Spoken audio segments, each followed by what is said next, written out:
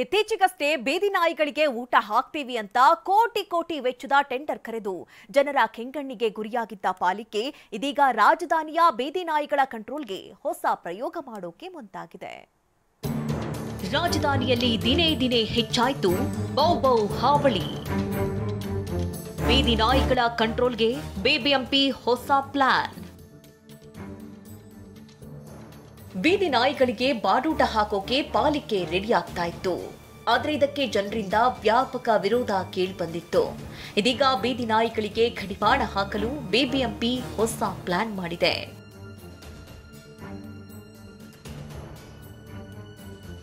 ಬೀದಿ ನಾಯಿಗಳ ಸಮಸ್ಯೆಗಳು ಬಹುತೇಕ ಬಹಳ ದಿವಸದಿಂದ ಜನರು ಇದರ ಬಗ್ಗೆ ಹೇಳ್ತಾ ಇದ್ದಾರೆ. ಸೊ ಅದಕ್ಕೆ ನಮ್ಮ ತಂಡಗಳು ರಚಿಸ್ತೇವೆ. wherever there are some cases we are trying to identify reasons ಏನು ಆಗ್ತದೆ ಮತ್ತು ಅಬ್ಸರ್ವೇಷನ್ಸ್ ಮಾಡ್ತಾ ಇದ್ದೇವೆ. ಅದನ್ನು ಹೇಗೆ ನಿವಾರಿಸಬೇಕು ಅಂತ ಹೇಳಿಬಿಟ್ಟು talk to other stakeholders also. ABC implementation ಹೇಗೆ ಮಾಡಲಿಕ್ಕೆ ಆಗ್ತದೆ, ಇನ್ನು ಅದನ್ನು ಹೇಗೆ ಸ್ಟ್ರೆಂಥನ್ ಮಾಡ್ಬೋದು, ಅದೆಲ್ಲ ಡೀಟೇಲ್ಸ್ ನೋಡ್ತೀವಿ. ನಾಯಿಗಳ ಕಾಟ ಹೆಚ್ಚಾಗ್ತಾ ಇರೋದೇಕೆ ಅನ್ನೋದನ್ನ ಪತ್ತೆ ಹಚ್ಚೋಕೆ ಹೊಸ ಟೀಮ್ ರಚಿಸಲಿದೆ.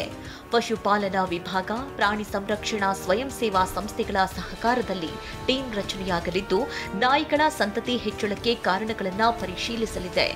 ಸಂತಾನಹರಣ ಚಿಕಿತ್ಸೆ ಸರಿಯಾಗಿ ನಡೀತಾ ಇದೆಯಾ, ರೇಬಿಸ್ ಲಸಿಕೆ ಕೊಡೋದ್ರಲ್ಲಿ ಆಗಿರೋ ಸಮಸ್ಯೆಗಳೇನು ಅನ್ನೋದನ್ನ ಈ ಟೀಮ್ ವರದಿ ನೀಡಲಿದೆ.